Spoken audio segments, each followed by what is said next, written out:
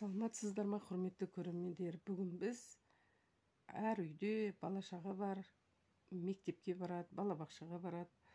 Соған әр сабақта или жаңағы балабақшада концертке бір нәрсеге дайындалған кезде әртүрлі маскалар керек болып қалады. Соны мысал үшін үйде бар материалмен қалай жасауға болатынын көрсетемін. Мысал үшін міне әтеш керек болса, әтештің суретін салып аламыз. Кішкентай ғана әтештің суретін салып аламыз. Мынандай айдары бар, көзін мына жерде әтештердің өзі. Мойнын жабық тұрады.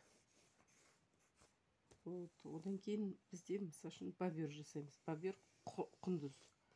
Құндыз бірінші суретін салып аламыз. Обязательно тісі бар алдында, тісін әдейі жасаймыз. Мұрынын қарағып, көзін қарағып, құлақ екі жағына өстіп құлақ жасаймыз. Одан кейін бізде бір қарғаның суретін саламыз. Қарға бас киіле салады, көзін бүйтіп жасай саламыз. Оңай, өте оңай. Мынаның бәрі қара матамен, қарғаның өзі қара ғой, сондай. Мына әтешіміздің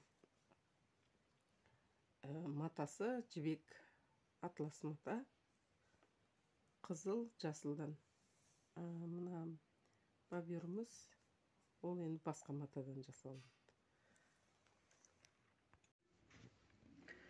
Міне бастадық.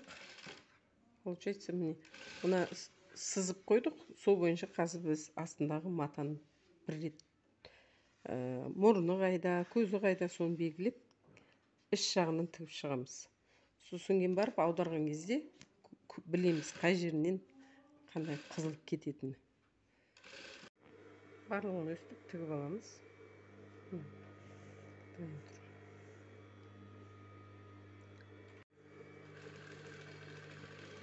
Міне былай закрепить етіп алдық та, артынан полностью айландырып. Енді қазір соның лишнийлерін бәрін кесіп алып тастаймыз. Міне қазір мына жерін біріктіреміз. Оның алдында біз мына ауыздарын ішіне біріне біріктірдік. Мына алдын, арқасын біріктірдік. Енді мынандай мойын жағын жауып тұратын керек бізге. Соны өстіп батырлардың кольчугасы сияқты бас киімдегі пішеміз. Мойын мына жерін алды ашық болады, мынандай. Мына жағы мойын жауып тұрады. Осыны крайт етіп алдық, қазір оверложить етіп ентіп. Енді бобер құндыз жасаймыз. Құндызға бізге жаңа фетрмен 3 бөліктен тұрады. Көз жағына кішкентай вытычка жасаймыз. Сыртын барқытпен қаптап тігеміз.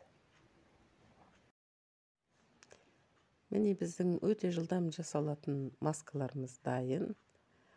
Құрметті көрермендер, менің каналыма жазылып, жаңа шыққан видеоларды қарап отырыңыздар.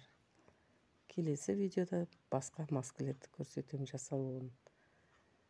Келесі кездескенше қош сау болыңыздар, амандықта, саулықта болыңыздар.